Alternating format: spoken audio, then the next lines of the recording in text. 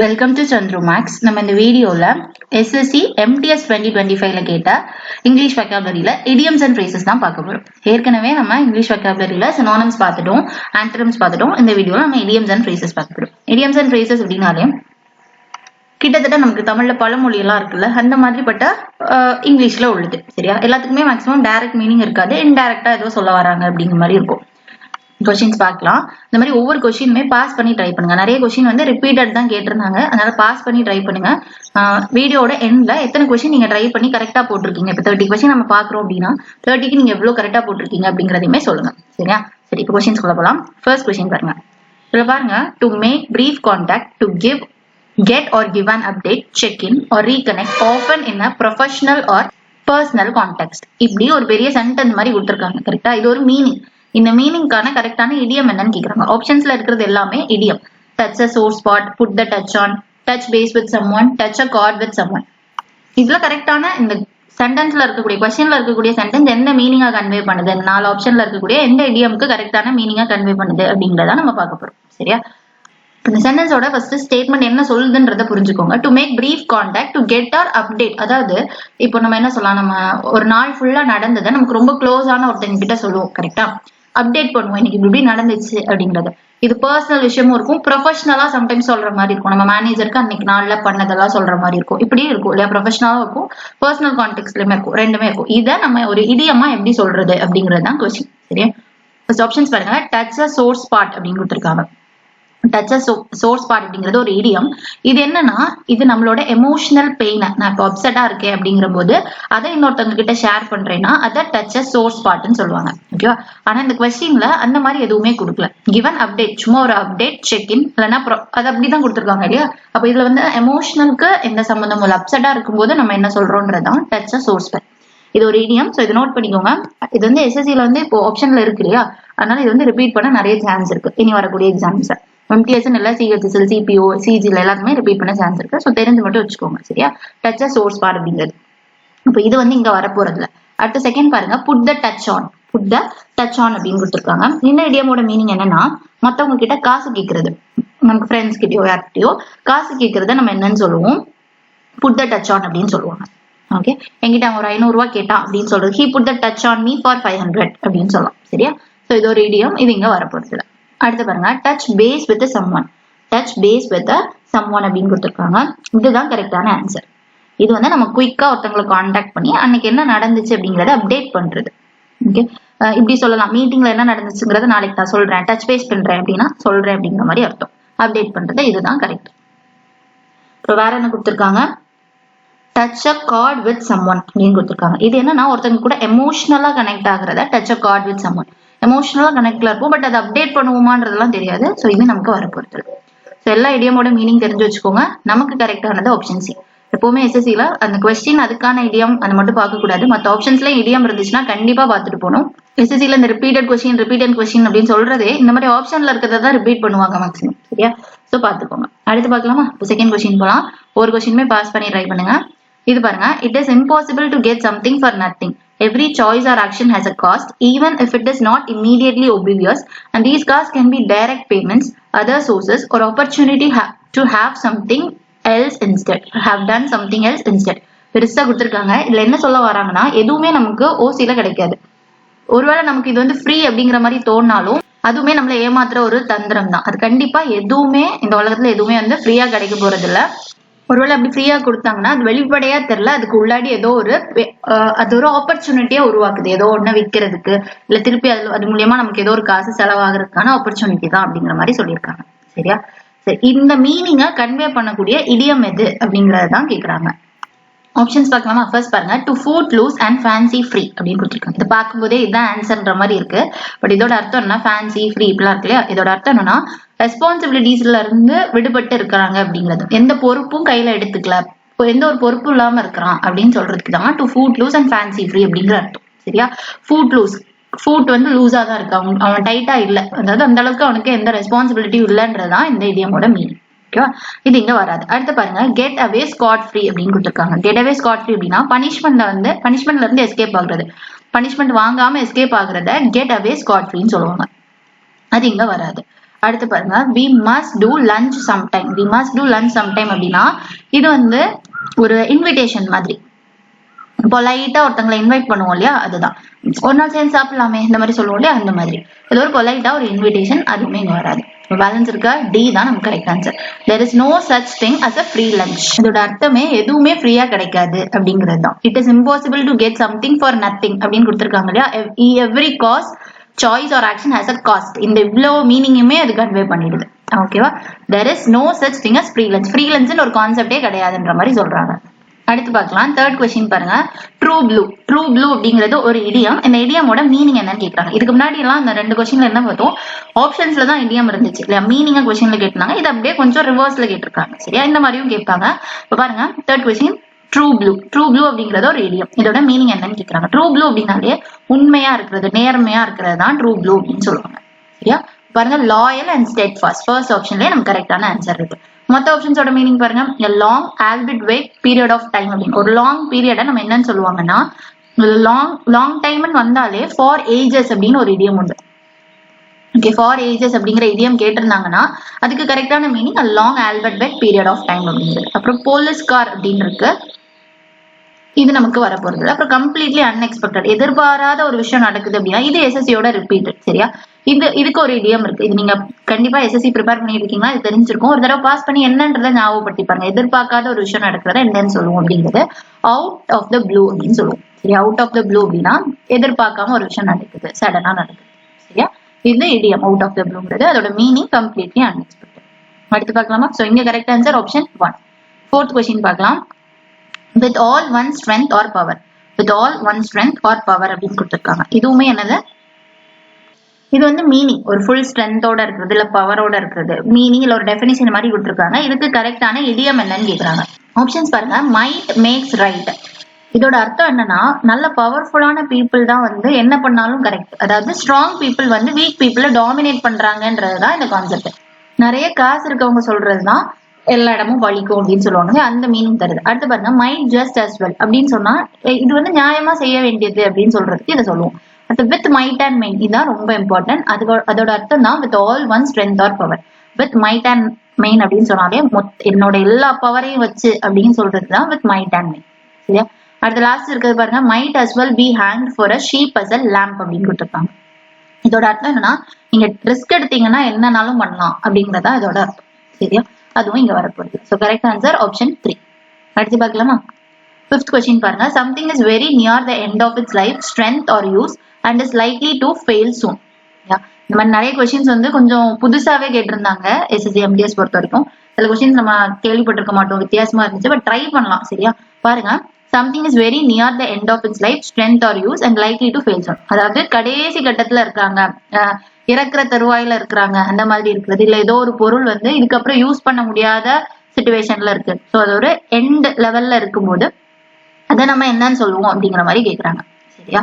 Options பாருங்க. Not to have a leg to stand on, to be on last legs, show a leg, to have a hollow leg. எல்லாத்துலயுமே leg அப்படிங்கிற மாதிரி வந்திருக்கு. சரி, first பாருங்க. Not to have a leg to stand on அப்படின்னா ஆர்கியூமெண்ட்டுக்கே வழி இல்லை. அதாவது எந்த திருப்பி எதிர்த்து பேசவே மாட்டாங்க. அவனுக்கு வந்து காலே இல்ல, நிக்கிறதுக்கு காலே இல்ல. அதாவது அர்த்தம் என்னன்னா பாயிண்டே இல்ல, அவனுக்கு ஆர்கியூ பண்றதுக்கு பாயிண்ட் இல்ல அப்படிங்கறதுதான். அப்ப இந்த இடியமோட அர்த்தமே நோ ஆர்கியூமெண்ட் அர்த்தம். ஆர்கியூமெண்ட் இல்லங்கிறது தான் இதை சொல்ல வராங்க. சரியா? அடுத்து பாருங்க. To be on last legs அப்படின்னு கொடுத்துருக்காங்க. டு ஆன் லாஸ்ட் லெக் அப்படிங்கறதே இந்த அர்த்தம் தான், முடிவுல இருக்குது அப்படிங்கிறது. சோ நம்ம கரெக்டான answer to be on last legs அப்படின்னா ஏதோ நம்மளோட லைஃப் சொல்லலாம், இல்லைன்னா எனக்கு ஸ்ட்ரென்த்தே இல்ல, எல்லாம் டயர்ட் ஆயிட்டேன்னு சொல்றதுக்கும் to be on last legs சொல்லலாம். இல்ல ஏதோ ஒண்ணு யூஸ்ல இல்ல, ரொம்ப நாள் யூஸ் பண்ணிருந்தோம், இப்ப அது தூரு பிடிச்சிட்டு யூஸ்ல இல்லைன்னு சொன்னாலும் to be on last leg சொல்லலாம். இந்த இடியம் நிறைய இதுக்கு யூஸ் ஆகும். ஓகேவா? அடுத்து பாருங்க. ஷோ எ லெக் அப்படின்னு கொடுத்துருக்காங்க. இது அவ்வளவு யூஸ் பண்ணக்கூடிய இடியம் கிடையாது. பட் இதை எதுக்கு யூஸ் பண்றாங்கன்னா, இந்த ஃப்ரேஸா எதுக்கு யூஸ் பண்ணாங்க, கெட் அப், எந்திரிங்கன்னு சொல்றதுக்கு ஷோ எ லெக். அப்புறம் லாஸ்ட்ல என்ன கொடுத்துருக்காங்க, to have a hollow leg அப்படின்னு கொடுத்துருக்காங்க. இதோட அர்த்தம் நிறைய சாப்பிடுறதுக்கு to have a hollow leg அப்படின்னு சொல்லுவாங்க. அடுத்து பார்க்கலாமா? 6th கொஸ்டின் பாருங்க. Till the cows come home. இது இம்பார்ட்டன்ட் தான், ஏன்னா இது ரிப்பீட்டட், நிறைய தடவை கேட்டிருக்காங்க. சரியா? இதை நீங்க ட்ரை பண்ணலாம், பாஸ் பண்ணி ட்ரை பண்ணுங்க. டில் த கவுஸ் கம் ஹோம். பசு வீடு வர வரைக்கும் அப்படின்னா லாங் டைம் அர்த்தம். அதை மேய்ஞ்சு எல்லாம் முடிச்சுட்டு வர்றதுக்கு அப்படிங்கறதுதான் அதோட அர்த்தமே. சரியா? நாட் ஃபார் அ லாங் டைம்னு கொடுத்துருக்காங்க. லாங் டைம் இல்லன்ற மாதிரி இருக்கு, இது வராது. இமீடியட்லி உடனே வருமானா இல்ல, டஸ்க் இல்ல, ஃபார் அ வெரி லாங் இதுதான் correct. Indefinite amount of time, எப்ப வரும்னே தெரியாது. இது நம்ம தமிழ்லயே சொல்லுவோம், பசு வீடு வந்த கதையால இருக்கு அப்படின்னு சொல்லுவாங்க. இப்ப அதெல்லாம் பெரிய யூசேஜ்ல இல்ல. ஒருத்தவங்க ரொம்ப லேட்டா வரும்போது இதை யூஸ் பண்ணலாம். சரியா? till the cows come home. அடுத்து பார்க்கலாம் 7th question பாருங்க. a new and unfamiliar situation that a person or organization has no experience with, potentially involving unknown or dangerous aspect. இங்கேயுமே ஒரு சென்டென்ஸ் மாதிரி கொடுத்துட்டாங்க. அதாவது இது ஒரு meaning.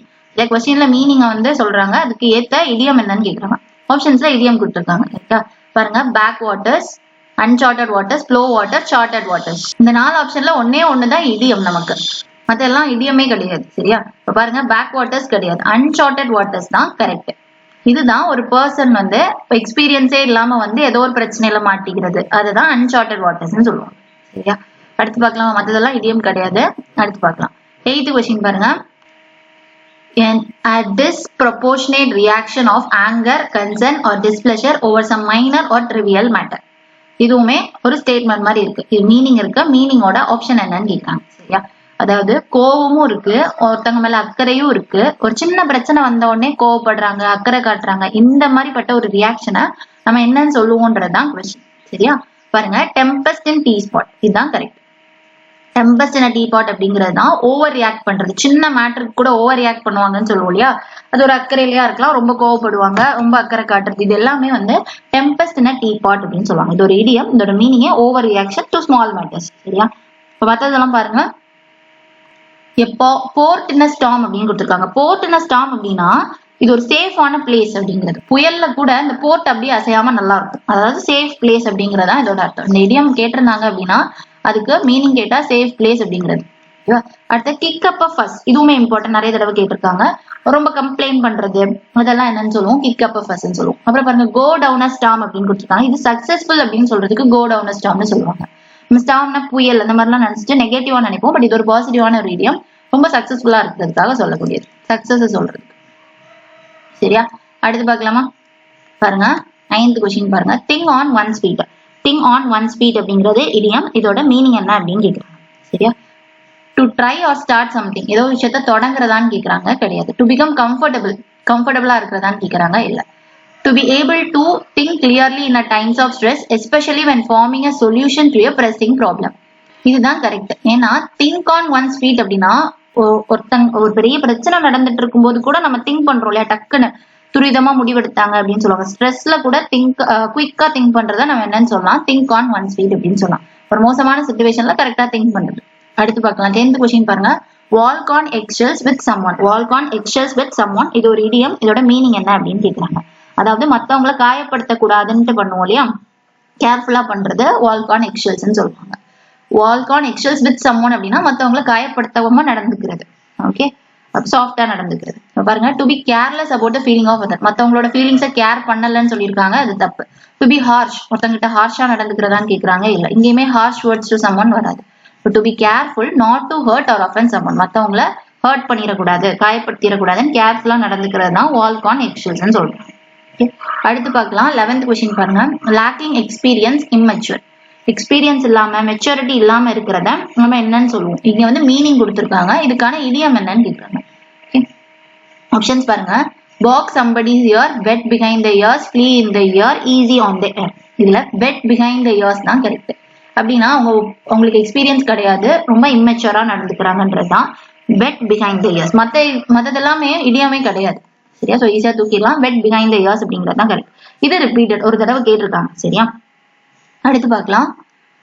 To reveal private, sensitive or confidential information that should have been kept within a specific group, context or space or place. சரியா? அதாவது ஒரு பிரைவேட்டான விஷயம், யார்ட்டையுமே சொல்லக்கூடாத விஷயம், கான்பிடென்ஷியல்னு சொல்லிட்டாங்க. ஸோ சீக்கிரட்டான விஷயம், ரொம்ப சென்சிட்டிவான விஷயம், அது வந்து வெளில சொல்லியிருக்க கூடாது, ஒரு குரூப்ல மட்டும்தான் இருந்திருக்கணும். பட் அதை ரிவீல் பண்ணிட்டாங்க, அதை வெளில சொல்லிட்டாங்க அப்படின்னா அதுக்காக நம்ம யூஸ் பண்ணக்கூடியது என்னது? ஓகேவா? நம்ம சீக்ரெட்டை ரிவீல் பண்றதுக்கு எஸ்எஸ்சில எக்கச்சக்கமான நமக்கு இடியம்ஸ் வந்து இருக்கும். என்ன சொல்லுவோம்னா, let the cat out of the bag அது சொல்லுவோம். அப்புறம் ஸ்பில் த பீன்ஸ் சொல்லுவாங்க, சீக்ரெட் வெளில போயிடுச்சுன்னு சொல்றதுக்கு ஸ்பில் த பீன்ஸ் சொல்லுவாங்க. இது எல்லாமே இருக்கும். பட் இங்க நீங்க நல்லா புரிஞ்சுக்கணும், இங்க எந்த மாதிரி கொடுத்துருக்காங்கன்னா சென்சிட்டிவான மேட்டர், ரொம்ப கான்பிடென்ஷியல், அது சொல்லவே கூடாது, கண்டிப்பா சொல்லக்கூடாது. அந்த மாதிரிப்பட்ட இது அவர் குரூப்புக்கு மட்டும் தான் தெரிஞ்சிருக்கணும். இப்ப ராணுவ ரகசியம் அப்படிலாம் இருக்கும் இல்லையா, அதெல்லாம் கான்பிடென்ஷியல். அப்ப அது அந்த குரூப்ல உள்ளவங்களுக்கு மட்டும் தான் தெரியும். அதை வெளில விடுறதா நம்ம என்னன்னு சொல்லுவோம்ன்றதான். சரியா? ஆப்ஷன்ஸ் பாருங்க. Work once way through school, back school, school one and something, tell tales out of school. இதுதான் correct. Tell tales out of school, ஸ்கூலுக்கு மட்டும் தெரிஞ்ச ஒரு கதையை வெளில சொல்றது. Tell tales out of school அப்படிங்கிற மாதிரி. சரியா? இதோட இடியம், இதோட மீனிங் ரகசியத்தை வெளில சொல்றது, கான்பிடென்ஷியலா இருக்க வேண்டிய ஒரு விஷயத்த வெளில சொல்றது.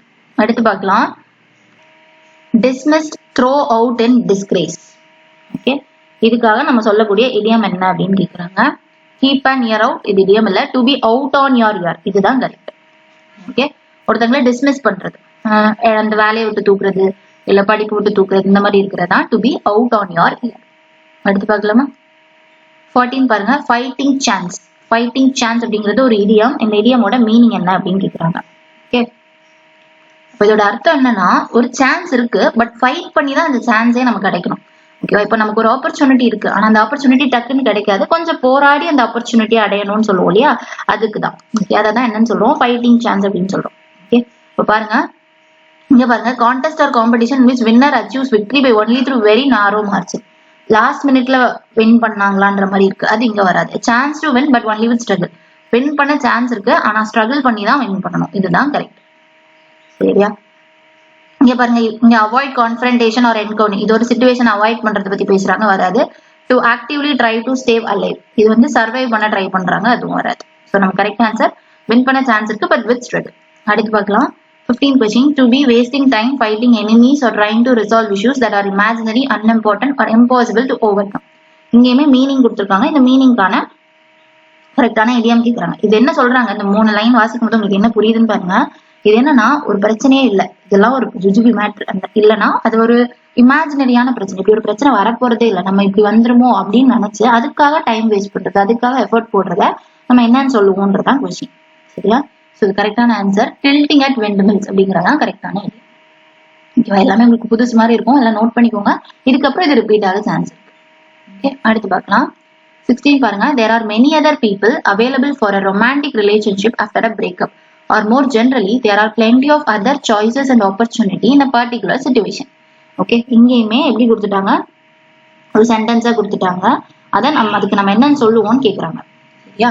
அதாவது இப்போ லவ் பண்ணிட்டு இருப்பாங்க, ஆஃப்டர் பிரேக்கப்க்கு அப்புறம் உடனேவே அடுத்த சாய்ஸ்க்கு போயிடுவாங்க, அடுத்த கமிட் ஆயிடுவாங்க, இப்படி இருப்பாங்களே. ஸோ நிறைய ஆப்பர்ச்சுனிட்டிஸ் இருக்குத நம்ம என்னன்னு சொல்லுவோம் அப்படிங்கிற மாதிரி கேட்கறாங்க. இன்னும் பர்டிகுலர் ஏதோ ஒரு சிச்சுவேஷன்ல நமக்கு சாய்ஸ் நிறைய இருக்கு, நிறைய ஆப்பர்ச்சுனிட்டி இருக்குன்னா அதை நம்ம என்னன்னு சொல்லுவோம்னு கேக்குறாங்க. ஃபிஷ் அண்ட் ட்ரபிள்ட் வாட்டர் அப்படின்னு கேக்குறாங்க. இல்ல. சரியா? நெய்தர் ஃபிஷ் நார் ஃபோல், அதுவும் இல்ல. Be like a fish out of water. Fish out of வாட்டருங்கிறது ஒரு முக்கியமான இடியம், நிறைய தடவை கேட்டிருக்காங்க. ஃபிஷ் அவுட் ஆஃப் வாட்டர் அப்படின்னா ஒரு மோசமான சிச்சுவேஷன்ல இருக்குது, நெகட்டிவா சொல்றதுக்கு. பட் இங்க வந்து என்னன்னா நிறைய ஆப்ஷன்ஸ் இருக்கு, சாய்ஸ் இருக்கு, ஆப்பர்ச்சுனிட்டி இருக்குன்ற மாதிரி இருக்கு. ஸோ அது வராது. There are other fishes in the sea, இதுதான் கரெக்ட். ஒன்னு போனா என்ன, இன்னொரு மீன் இருக்கு அப்படின்னு சொல்ற மாதிரி, இவன் போனா என்ன, இன்னொருத்தர் இருக்கு, அந்த மாதிரி கான்செப்ட்ல தான் கொண்டு வராங்க. There are other fishes in the sea, இதுதான் கரெக்டான ஃப்ரேஸ். அடுத்து பார்க்கலாமா? 17 பாருங்க. Throw a hissy fit.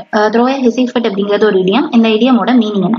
Throw a hissy fit அப்படின்னாலே கோவத்துல அப்படி கொந்தளிக்கிறது தான் த்ரோ எ ஹிசி ஃபிட்னு சொல்லுவாங்க. இங்க பாருங்க. டிஸ்பிலீஃப் அபவுட் சம்திங் வராது. ஜெயில போடுறதான்னு கேக்குறாங்க. நர்வஸ், பதட்டமா குழப்பமா இருக்கிறதான்னு கேக்குறாங்க. இல்ல. To become very or unreasonably angry, எதுக்கு கோவப்படுறாங்கன்னே தெரியாம கோவப்படுறது, அப்செட் ஆகுறது தான் நம்ம சொல்லுவோம். சரியா? But to become very or unreasonably angry or upset, to have a outburst of rage, frustration or ill temper. இதான் கரெக்ட். அடுத்து பார்க்கலாம். 18 பாருங்க. Which of the following euphemistic expression given in the alternatives as a meaning? Okay, இது ஒரு euphemistic expression. idioms இல்ல, phrase இல்ல, ஒரு euphemistic expression. இதையுமே கேட்டிருந்தாங்க. இதுக்கான அர்த்தம் என்ன? பாத்ரூம். நம்ம என்ன சொல்லுவோம்? பாத்ரூம் அப்படின்னா நமக்கு தெரியும், ரெஸ்ட் ரூம், பாத்ரூம் சொல்லுவோம். பட் இதை எப்படி ஒரு euphemistic expression இது என்னன்னு சொல்லலாம், இது எதுக்கு அப்படின்ற மாதிரி கேட்கறாங்க. இதை நம்ம பார்த்த உடனே போட்டுலாம். நீட் ரூம் இந்த ஹவுஸ், இருக்கிறதுல நீட்டான்னு கேக்குறாங்க. இல்ல. அவுடேட்டட், பழசான்னு கேக்குறாங்க. இல்ல. கார்னர்ல இருக்குமான்னு கேட்டா இல்ல. ஸ்மாலஸ்ட் ரூம், நம்ம வீட்டுல இருக்கிறதுல ஸ்மாலஸ்ட் ரூம்னா அது பாத்ரூம் தான். கரெக்டா? சோ இதுதான் கரெக்ட். இதுதான் கரெக்டான யூஃபமிசம், பாத்ரூம். அடுத்து பார்க்கலாமா? 19th question பாருங்க. The most noticeable problem or the loudest complaint is one that receives attention and is addressed first. இப்போ இங்க என்ன சொல்றாங்கன்னா, எந்த ப்ராப்ளத்தை ஃபர்ஸ்ட் நோட்டீஸ் பண்ணுவாங்கன்னா, எந்த பிரச்சனைக்கு வந்து நிறைய கம்ப்ளைண்ட் வருது, சத்தமான கம்ப்ளைண்ட், லவுடஸ்ட் கம்ப்ளைண்ட். எதுக்கு வந்து அதிகமான கம்ப்ளைண்ட், நிறைய பேர் கூடி கம்ப்ளைண்ட் பண்றது இது இருக்குதோ அங்கதான் அந்த பிரச்சனை தீர்க்கப்படும். இப்போ ஒரு ஆள் போய் பண்றாங்க, மௌனமா போய் பண்றாங்கன்னா அது நடக்காது. சத்தம் போட்டு அந்த காரியத்தை சாதிக்கிறாங்கன்னு சொல்லுவோம். இதுக்கு நம்ம சொல்லக்கூடிய இடியம் என்ன அப்படின்னு சரியா? Squeaky wheel gets the grease. இதுதான் correct. Squeaky wheel gets the grease. மத்த எல்லாமே நம்மள கன்ஃபியூஸ் பண்ண கொடுத்துருக்காங்க. Grease wheels, grease gets, students once grease, இது எல்லாமே கன்ஃபியூஸ் பண்ண கொடுத்துருக்காங்க. ஓகே, அடுத்து பார்க்கலாமா? 20 பாருங்க. Throw spaghetti at the wall and see what sticks. அதாவது ஸ்பெகெட்டிய வால்ல நம்மளோட சுவர்ல வந்து தூக்கி எறிங்க, பாருங்க எது ஒட்டிட்டு இருக்குன்னு பாருங்க அப்படின்னு சொல்றாங்க. அப்ப இதோட அர்த்தம் என்ன தெரியுமா? நிறைய பண்ணுங்க, எது ஒர்க் ஆகுதுன்னு பாருங்க, இதை பண்ணி பாரு, அதை பண்ணி பாரு, ஏதாவது ஒண்ணுல கிளிக் ஆயிரும் அப்படின்னு சொல்லுவாங்க. இது நம்ம எக்ஸாம் படிக்கும் போது நிறைய பேர் வந்து சொல்லிட்டு இருப்பாங்க, டிஎன்பிசி எழுதுங்க, எஸ்எஸ்சி எழுதுங்க, ரயில்வே இதான் ஒண்ணுல கிளிக் ஆகும் அப்படி சொல்லுவாங்க. இது நீங்க நிறைய ஃபேஸ் பண்ணிருப்பீங்க, நமக்கு மட்டும் தான் தெரியும் சிச்சுவேஷன். பட் இது நிறைய பேர் சொல்லி கேள்விப்பட்டிருப்பீங்களா? இந்த இதுதான் இப்படி பண்ணுங்க அப்படின்னு சொல்றதுதான். இந்த அட்வைஸ் தான் நம்ம என்னன்னு சொல்லுவாங்க, throw spaghetti at the wall, see what sticks. நிறைய ட்ரை பண்ணுங்க, எது வந்து கிளிக் ஆகுதுன்னு பாருங்கன்னு சொல்றது. ஓகே, அதுக்காக யூஸ் பண்ணக்கூடிய ஒரு இடியம். இப்ப பாருங்க ஆப்ஷன்ஸ் பாருங்க. To be very active and எனர்ஜெட்டிக்கான்னு கேக்குறாங்க. எஸ்கேப் ஆகுறதானா இல்ல. To make large number of attempts, நிறைய அட்டெம்ப்ட் பண்றது, ஒரு நிறைய கெஸ் பண்றது. அப்போ அட்லீஸ்ட் அதுல கொஞ்சமாச்சும் கரெக்டா இருக்கும், யூஸ்ஃபுல்லா இருக்கும். சரியா? நிறைய அட்டெம்ப்ட் பண்ணி அட்லீஸ்ட் 1-2வது அதுல கிளிக் ஆகும் அப்படிங்கறதுதான் கரெக்ட். சரியா? Answer option 3. அடுத்து பார்க்கலாமா? 21 பாருங்க. To take advantage of a set of rules, procedure or structure to achieve a personal or institutional goal, often in a way that is clever, slightly dishonest or exploits loopholes. அதாவது சில rules இருக்கும், சில procedures இருக்கும். கரெக்டா? அதுல என்ன advantage இருக்கு, அதுல என்ன லூப் ஹோல்ஸ் தெளிவா கொடுத்துட்டாங்க பாத்தீங்களா? இப்போ ஒரு பெரிய சட்டம் இருக்குன்னா அதுல சின்ன ஓட்டம் இருக்கும் அப்படின்னு சொல்லுவாங்க. அது மூலியமா நம்மளோட பர்சனலா சாதிச்சுக்கலாம், கிளவரா ஒரு விஷயத்த யூஸ் பண்ணிக்கிறது. சரியா? அதுதான் இங்க சொல்ல வராங்க. இதுக்காக நம்ம யூஸ் பண்ணக்கூடிய இடியம் என்ன அப்படின்னு கேக்குறாங்க. இது கரெக்டான ஆன்சர் ஒர்க் த சிஸ்டம்னு சொல்லுவாங்க. சரியா? ஒர்க் த சிஸ்டம் அப்படின்னா ரூல்ஸை கிளவரா யூஸ் பண்ணிக்கிறது, நம்மளோட பர்சனலுக்காகவோ இல்ல நம்மள ஏதோ ஒரு ஆர்கனைசேஷன் நம்மள நம்பி இருக்குன்னா அதுக்காகவோ யூஸ் பண்ணக்கூடியதுதான் இந்த ஒர்க் த சிஸ்டம் அப்படிங்கிறது. மற்ற ஆப்ஷன்ஸ் பாருங்களேன். பக் த சிஸ்டம்னு இருக்கு இல்லையா? பக் த சிஸ்டம் அப்படின்னா நமக்கு இப்ப நம்மகிட்ட இருக்க ரூல்ஸை எதிர்க்கிறது, சிஸ்டத்தை அப்போஸ் பண்றதுதான் பக் த சிஸ்டம். அது இங்க வராது. ஆனா இந்த ஒர்க் த சிஸ்டம்ங்கிறது அந்த சிஸ்டம்ல என்ன லூப்ஹோல் இருக்கோ அதை பார்த்து கிளவரா யூஸ் பண்ணிக்கிறது.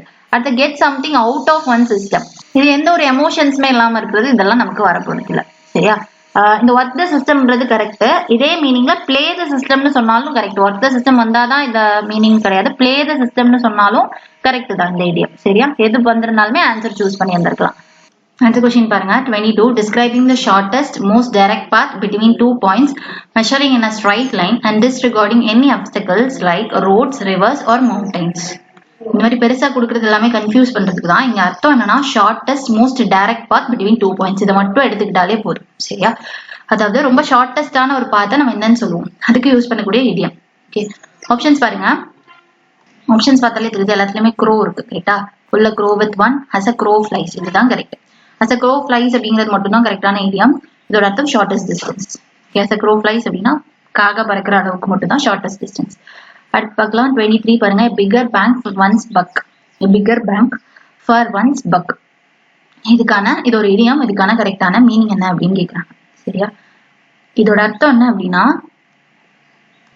நீங்க ஸ்பெண்ட் பண்ண மணிக்கு இது ஒர்த்து அப்படின்னு சொல்லுவோம் இல்லையா? கரெக்டா ஸ்பெண்ட் பண்ணிருக்கீங்க, இப்ப காருக்கு இவ்வளோ வாங்கி ஒர்த்து, அதுக்கு இது ஒர்த்து அப்படின்னு சொல்லலாம். அதுக்குதான் அது சொல்லுவோம். சரி, value for money. Okay, value for money அப்படிங்கறது இதோட அர்த்தம். ஆப்ஷன்ஸ் பாருங்க. எஃபர்ட் பத்தி பேசுறாங்க, ஹெல்த் பத்தி பேசுறாங்க, வித்தவுட் எஃபர்ட் அதெல்லாம் வராது. Greater value for the amount of money one is spending. நீங்க ஸ்பெண்ட் பண்ண மணிக்கு இது ஒர்த் அப்படின்னு சொல்றதுதான் bigger bang for one's buck. அடுத்து பார்க்கலாம். 24. The informal education one receives by learning from one's experience, both good and bad, rather than from a formal educational institution. நார்மலா தியரியா படிக்கிறத விட நம்ம வந்து ஒரு எக்ஸ்பீரியன்ஸ் மூலியமா நம்ம குட் எது பேட் எது அப்படின்னு தெரிஞ்சுக்கிறத நம்ம என்னன்னு சொல்லலாம் அப்படின்னு கேட்கறாங்க. இதுக்கு யூஸ் பண்ணக்கூடிய இது வந்து யூனிவர்சிட்டி ஆஃப் லைஃப். இது யூனிவர்சிட்டி ஆஃப் லைஃப் அப்படிங்கறதான் கரெக்டா இருக்கும். Walk of life, lease of life, elixir of life, இது எதுவுமே இடியம் கிடையாது. அடுத்து பார்க்கலாம். 25. Eagerly with great enthusiasm or ready to enjoy oneself. நம்ம லைஃபை என்ஜாய் பண்றது, அதை நம்ம என்னன்னு சொல்லுவோன்றதுதான் கேட்டிருக்காங்க. With bells on. With bells on. Bell அப்படிங்கிற வார்த்தையே மேக்ஸிமம் இது வந்து ஒரு ஹாப்பினஸ்க்காக குறிக்கிறதுக்கு தான் வித் பெல்ஸ் அப்படின்னு சொல்லுவோம். இந்த வெட்டிங் பெல்ஸ் ஆன் அப்படின்னு சொல்லுவாங்க, அதாவது கல்யாண தேதி அப்படின்லாம் இந்த மாதிரி பாசிட்டிவா சொல்றதுக்கு இந்த பெல்ஸ் அப்படிங்கிற வார்த்தை யூஸ் பண்ணுவாங்க. அப்படிங்க வித் பெல்ஸ் ஆன் அப்படிங்கிறது ஈகரா இருக்குது, என்தூசியாசம், ரெடி டு என்ஜாய், ஏதோ ஒரு விஷயத்தை என்ஜாய் பண்ண ரெடியா இருக்கிறதுக்கு வித் பெல்ஸ் ஆன் அப்படிங்கிறது கரெக்டா இருக்கும். அடுத்து பார்க்கலாம் 26 be up to the minute. Up to டேட்டா இருக்கிறது அப்படின்றது தான் be up to the minute. அப்படின்னா இப்போ இருக்க ட்ரெண்டிங்ல இருக்கிறது, பழைய ஆளா இல்லாம புது ஆளா இருக்கிறது, இப்போ என்ன மாடர்ன்ல இருக்கோ அதை பண்றது அப்படின்னு சொல்றது தான் பி அப் டு த மினிட்னு சொல்லுவாங்க. இங்க பாருங்க லாஸ்ட் பாசிபிள் ஆப்பர்ச்சுனிட்டியான்னு கேக்குறாங்க, அது வராது. அதுக்கப்புறம் வெயிட் பண்றதான்னு கேக்குறாங்க, அது வராது. To be current as possible, இப்போ கரண்ட்ல இருக்கிறது, இதுதான் கரெக்ட். சரியா? So answer option C. அடுத்த கொஸ்டின் பார்க்கலாம் 27 பாருங்க. Not attracting attention or remaining unnoticed often intentionally by people in general or by specific individual or authorities. அதாவது மற்றவங்களோட பார்வை நம்ம மேல இல்ல, அட்டென்ஷன் யாருமே நம்மள கவனிக்கல, or remain unnoticed கவனிக்காம இருக்காங்க, often intentionally சில சமயம் வேணும்னே, யாரால? சில மக்கள் in general or specific individual, ஏதோ பெரிய அத்தாரிட்டிஸா இருக்கலாம், நமக்கு மேல இருக்கிறவங்களா இருக்கலாம், இல்ல நார்மல் பீப்புளால நோட்டீஸ் பண்ணப்படாதவங்களை என்ன சொல்லலாம், அவங்க நம்மளை கண்டுக்கவே இல்லை அப்படிங்கிறத அண்டர் த ரேடார்னு சொல்லுவாங்க. ஓகேவா? Under the radar.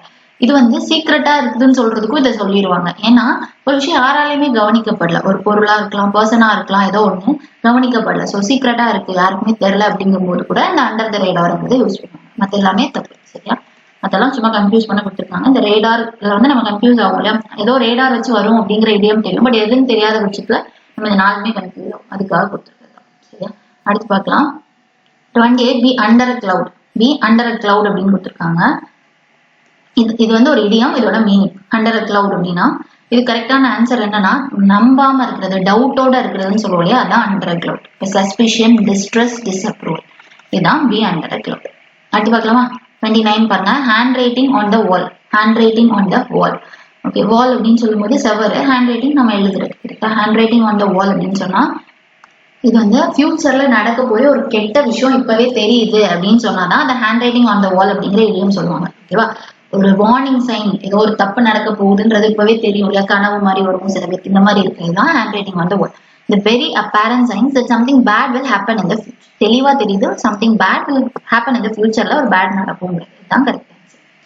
போரா இருக்கிறதான்னு கேக்குறாங்க, இல்ல one who is able to observe something closely. observe ரொம்ப க்ளோஸா அப்சர்வ் பண்ணுவாங்களான்னு கேக்குறாங்க, அதுவும் இல்லை. just one more fact or aspects of some larger system process எதுவுமே கிடையாது. சரியா? ஸோ ஒரு அர்த்தமே என்னன்னா ஒரு வார்னிங் சைன், இல்ல ரெட் பிளாக்ன்ற ஒரு இடியமும் உண்டு. அதுவுமே வந்து ரெட் பிளாக் ஒரு பர்சனை சொல்லும் போது சொல்லலாம், ஒரு மோசமானவங்கன்னு சொல்லலாம், இல்ல மோசமா ஒரு நடக்க போதுனாலும் ரெட் பிளாக்ன்றது யூஸ் பண்ணுவாங்க. அதுவுமே தெரிஞ்சுக்கோங்க. அடுத்து பார்க்கலாம் 30 பாருங்க. Keep one on a tight leash. Keep one on a tight leash அப்படின்றது ஒரு இடியம். இந்த இடியமோட மீனிங் என்ன அப்படின்னு கேட்கிறாங்க. சரியா? இதோட அர்த்தம் என்னன்னா மற்றவங்களுக்கு அந்த அளவுக்கு ஃப்ரீடம் கொடுக்க மாட்டாங்க, எதையுமே அவங்க விருப்பப்படி செய்ய விட மாட்டாங்க, தன்னோட கண்ட்ரோல்ல வச்சுப்பாங்க அப்படிம்பாங்க. இதுக்கு வந்து ஆன் டைட் லீஸ் அப்படிங்கறதான் கரெக்டான இடியம். டைட் லீஸ் சொன்னாங்கன்னா புடிச்சு வச்சிருக்காங்க, ஒருத்தவங்கள நம்ம கண்ட்ரோல்ல வச்சுக்கிறது, கீப்பிங் அண்ட் கண்ட்ரோல். இந்த எம்டிஎஸ் பொறுத்த வரைக்கும் இடியம்ஸ் எல்லாம் கொஞ்சம் காம்ப்ளிகேட் பண்ணி கேட்டிருக்காங்க. ஆக்சுவலா டைட் லீஸ் அப்படின்னா ஒருத்தவங்க கீப் அண்டர் கண்ட்ரோல், ஆனா எல்லாமே பெருசா கொடுத்துருக்காங்க. ஸோ இதை வந்து ஸ்கிப் பண்ணிட்டு பிள்ளைங்க ஸ்கிப் பண்ணிடுவாங்கன்ற கான்செப்ட் தான். ஸோ நீங்க கொஞ்சம் பாத்தீங்கன்னா பிடிச்சிருவாங்க. டைட் லீஸ் ரொம்ப டைட்டா இருக்குது அப்படின்னா நம்மள யாருமே வந்து ஃப்ரீயா விடல. So not allow one very much independence or autonomy. Independence அந்த அளவுக்கு அலோ பண்ணலன்றதுதான் correct answer. Option C. Next பார்க்கலாம் 31 பாருங்க. To be extremely hard working. நல்ல ஹார்ட் ஒர்க் பண்றவங்க நம்ம என்னன்னு சொல்லுவோம்னு கேட்கிறாங்க. இதுக்கு எஸ்எஸ்சில ரொம்ப ரிப்பீட் பண்ணிட்டு இருக்குது பர்ன் த மிட் நைட் ஆயில்னு சொல்லுவாங்க. லேட் நைட் வரைக்கும் படிக்கிறது, லேட் நைட் வரைக்கும் ஒர்க் பண்றதுக்கு பர்ன் த மிட் நைட் ஆயில் அதெல்லாம் சொல்லுவாங்க. சரியா? பட் இங்க அந்த ஆப்ஷன் இல்லை. அதுக்கு பதிலா his fingers to the bone, his heart to the spleen, his bone out of the case, his eyes out of the sockets கொடுத்துருக்காங்க. இதுல எதுன்னு கேட்கறாங்க. ஓகே, இது work fingers to the phone அப்படின்னு சொல்லுவாங்க. அதுதான் கரெக்டான இடியம். இங்க his fingers to the bone கொடுத்துருக்காங்க. fingers to the bone அப்படின்னா ரொம்ப ஹார்ட் ஒர்க் பண்றது சொல்றது. இது போக burn the midnight oil அதுவுமே கரெக்டா இருக்கும். சரியா? அடுத்து பார்க்கலாமா 32 பாருங்க. To be very pleased, delight or amuse. ரொம்ப ஹாப்பியா இருக்கிறத என்னன்னு சொல்லுவோம். ஹாப்பியா இருக்கிறதுக்கு எஸ்எஸ்சில எக்கச்சக்கமான இடியம்ஸ் இருக்கு. பட் இங்க பாருங்க வித்தியாசமா ஏதோ கொடுத்துருக்காங்க. சரியா? ஹாப்பியா இருக்கிறதுக்கு எஸ்எஸ்சில ரொம்ப ரிப்பீட் பண்றது ஓவர் த மூன் சொல்லுவாங்க, ஆன் கிளவுட் 9 சொல்லுவாங்க, இன் 7th heaven சொல்லுவாங்க. இந்த இடியம்லாம் வந்து ரொம்ப ரிப்பீட். சரியா? ஹாப்பியா இருக்கிறதுக்காக கேட்கறது. பட் அதை தாண்டி டிக்கிள்டு பிங்க் அப்படிங்கிறதும் இருக்கு. இதையுமே நோட் பண்ணிக்கோங்க, எக்ஸ்ட்ராவா ஆட் பண்ணிக்கோங்க. சரியா? இதுதான் கரெக்டான ஆன்சர். ரொம்ப ஹாப்பியா இருக்கிறது, ஃபன்னியா இருக்கிறது, இந்த மாதிரி என்டர்டைன்மெண்டோட இருக்குது. சரியா? அடுத்து பார்க்கலாம் 33 பாருங்க. to desire to go back to a previous point in a past to change or undo events or actions that are now regretted. அதாவது இப்ப நம்ம வருத்தப்படுறோம், ஐயோ இது இப்படி பண்ணிட்டோமே, இன்னொரு சான்ஸ் கிடைச்சா இதை மாத்திக்கலாம். இது எல்லாருக்குமே லைஃப்ல இருக்கும் இல்லையா, இந்த ஒரு பாயிண்ட் மட்டும் இன்னொரு சான்ஸ் கிடைச்சா அது மொத்தமா மாத்திடலாம், இப்படி பண்ணியிருந்திருக்கலாம் அப்படி. இப்போ நம்ம ரிக்ரெட் பண்றதுக்கு வருந்தக்கூடிய விஷயத்த பழைய இடத்துக்கு போய் go back to previous point, பழைய பாஸ்ட்டுக்கு போயோ ப்ரீவியஸ் பாயிண்ட் போயோ சேஞ்ச் பண்றோம் அப்படின்னா அதை நம்ம என்னன்னு சொல்லுவோம்? இந்த டைம் மிஷின் எல்லாம் இருக்குல்ல, அந்த மாதிரிப்பட்ட கான்செப்ட் தான். இதை என்னன்னு சொல்லுவோம் அப்படின்னா டேர்ன் அரௌண்ட் டைம் அப்படிங்கிறது தப்பு. டேர்ன் பேக் டைம்னு வந்திருக்கணும், பட் இங்க டேர்ன் அரௌண்ட் டைம். ஸோ தூக்கிடலாம், இது கன்ஃபியூஸ் பண்றது. ஃபுல்னஸ் ஆஃப் டைம் கிடையாது, அரைவ் சம்வேர் எதுவுமே கிடையாது. டேர்ன் பேக் டைம் இதுதான். டேர்ன் பேக் த டைம்ன்றதான் கருத்து. ஹேண்ட்ஸ் ஆஃப் டைம் கொடுத்துருக்காங்க. டேர்ன் பேக் டைம் இல்ல turn back the hands of time எதுனாலுமே ஓகே, இதுதான் கரெக்டான இது. அடுத்து பார்க்கலாமா? 34 பாருங்க. To even the score. To even the score அப்படின்னா இதுக்கு நம்ம சொல்லக்கூடிய இதோட இடியம், இதோட மீனிங் என்னன்னு கேட்கிறேன். இதுக்கும் இந்த இடியம்க்கும் ஸ்கோருக்கும் எந்த சம்பந்தமுமே கிடையாது. இதெல்லாமே கன்ஃபியூஸ் பண்ணலாம். ஸ்கோர், பாயிண்ட் இதெல்லாம் கொடுத்துருக்காங்க, ஸ்கோரிங் கோல், இதெல்லாமே நம்ம இது கன்ஃபியூஸ் ஆகும்ன்றதுக்காக கொடுத்துருக்காங்க. ஸோ கரெக்டான ஆன்சர் இதுதான். To avenge wrong or make an unfair situation more equal. Okay, நியாயமில்லாத ஒரு விஷயத்த கொஞ்சம் நியாயமாக்குறது, இல்லை மோசமான விஷயத்த கொஞ்சம் மாத்துறது, செட்டில் ஸ்கோர்ஸ் அப்படிங்கிறது தான் கரெக்ட். சரியா? அடுத்து பார்க்கலாம். 35 பாருங்க. எல்லாமே கொஞ்சம் டிஃப்ரெண்டா இருக்கிற மாதிரி இருக்கும், கொஞ்சம் கஷ்டமா இருக்கிற மாதிரி இருக்கும். பட் நீங்க பாத்தீங்கன்னா நெக்ஸ்ட் எக்ஸாமுக்கு இது கண்டிப்பா யூஸ் ஆகும். இது வந்து ரிப்பீட் பண்ண நிறைய சான்ஸ் இருக்கனால நோட் பண்ணிக்கணும். 35 பாருங்க. What goes around comes around. What goes around comes around அப்படின்னு சொல்லியிருக்காங்க. ஓகே, இதே மாதிரிதான் ஒரு இடியம் உண்டு. as you sow so shall you reap. நீ எதை விதைச்சியோ அதை தான் நீ அறுவடை பண்ணுவ அப்படின்னு நமக்கு தமிழ்ல ஒண்ணு உண்டு இல்லையா, அதே கான்செப்ட். அந்த இடியம் தான் இது. What goes around comes around. நீ என்ன பண்றியோ அதுதான் உனக்கு திருப்பி கிடைக்கும் அப்படிங்கிறது கர்மா இருக்கு அப்படின்னு சொல்லுவாங்க. அதுதான் people's action have consequences that will eventually return to them. என்ன நீங்க பண்றீங்களோ அதோட விளைவு தான் உங்களுக்கு திருப்பி வரும் அப்படிங்கறதுதான் கரெக்ட். கர்மாஸ் பூம்ராங் அப்படின்னு சொல்லுவாங்க. What goes around comes around சொல்லலாம். What you sow you shall you reap அப்படின்னு சொல்லுவாங்க. எதை விதைக்கிறியோ அதை எடுப்ப. இதெல்லாமே இடியம்ஸ் வந்து கேட்டிருக்காங்க எஸ்எஸ்ல. சரியா? இதுவும் நோட் பண்ணிக்கோங்க எக்ஸ்ட்ராவா. நம்ம என்ன பண்றோமோ அது நமக்கு திருப்பி கிடைக்கும். அடுத்து பார்க்கலாமா? 35 கொஸ்டின்ஸ் பார்த்துருப்போமா? இந்த 35ல நீங்க ட்ரை பண்ணிருப்பீங்க இல்லையா, பாஸ் பண்ணி அதுல எவ்வளவு நீங்க போட்டீங்க அப்படிங்கிறதையுமே கமெண்ட் செக்ஷன்ல சொல்லுங்க. சரியா? அப்போ மற்றவங்களும் சொல்லுவாங்க, நம்ம ஓரளவுக்கு கம்பேர் பண்ணலாம் நம்ம இந்த ரேஞ்ச்ல இருக்கும் அப்படிங்கிறது. சரியா? அடுத்து பார்க்கலாம். 36 பாருங்க. Cast the first stone. Cast the first stone இது ஒரு இடியம். இந்த இடியமோட மீனிங் என்ன அப்படின்னு கேட்குறாங்க. சரியா? இது வந்து இதை நீங்க ட்ரை பண்ணுங்க. இது ஒரு ஹோம்ஒர்க்கா எடுத்து இதை நீங்க ட்ரை பண்ணுங்க. 37மே நீங்க ட்ரை பண்ணுங்க. barely in time at the last moment. இதுவுமே ஒரு கொஸ்டின் டேக் போட்டு முடிச்சிருக்காங்க. கரெக்டா? இதுக்கு வந்து ஒரு மீனிங் மாதிரி இதுக்கான இடியம் என்ன அப்படிங்கிறது. Over the schedule, under the wire, under the minute and over the clock இல்ல எது அப்படிங்கறத நீங்க சொல்லணும். சரியா? 36 and 37 இதை நீங்க ட்ரை பண்ணுங்க. அண்ட் 35க்கு நீங்க எவ்வளவு எடுத்தீங்கன்றதையுமே கமெண்ட் செக்ஷன்ல சொல்லுங்க. பேலன்ஸ் கொஸ்டின் நம்ம நெக்ஸ்ட் வீடியோல பார்க்கலாம். டோட்டலா 70 கொஸ்டின்ஸ் கிட்ட கேட்டிருந்தாங்க. நம்ம நெக்ஸ்ட் வீடியோ. தேங்க்யூ.